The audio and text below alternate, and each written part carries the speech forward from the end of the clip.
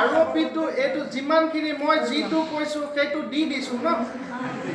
এতিয়া LP স্কুলৰ পৰা হাই স্কুললৈকে গোটেই শিক্ষকসকলক একে চেলেৰি দি দিছোঁ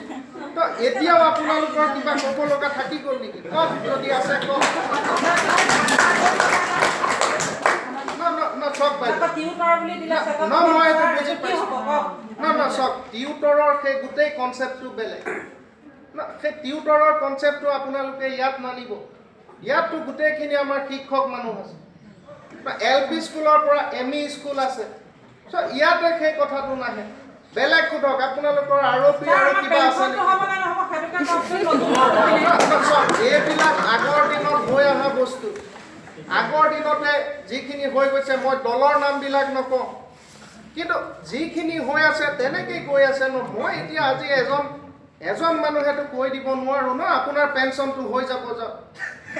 তেনেকৈ নহ'ব যিখিনি হয় যেনেকৈ হয় মই তেনেকৈ কৰি আছোঁ ভাল কৰি আছোঁ চেণ্ট্ৰেলৰ পৰা যিমান টকা লাগে আনি আছোঁ এনেকৈ আপোনালোকক আজি আৰোপীখন দি দিছোঁ ইমান সোনকালে কোন গভৰ্ণমেণ্টে কৰিছে কওক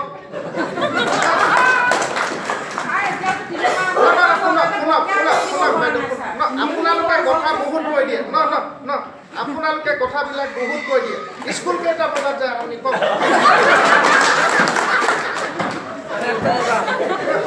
1 তাৰিখত টেটৰ শিক্ষকক সোধক যে কিমান তাৰিখে তেওঁলোকে চেলাৰী পাই আছে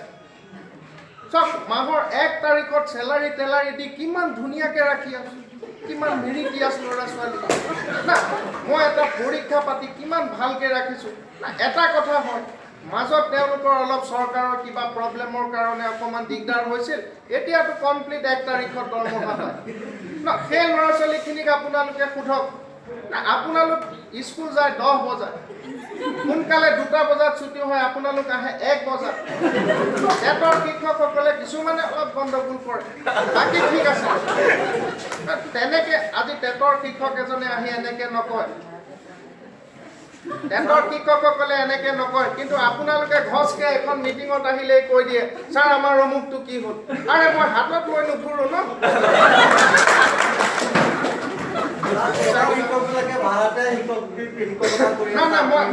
মই বুজিছোঁ আপোনাৰ কথাটো মই চাই আছোঁ মই ডিঅ'সকলক কৈছোঁ যিমানবোৰ তেনেকুৱা শিক্ষক আছে তেওঁলোকক ছাছপেণ্ড কৰি দিয়া আৰু কিবা আছে যদি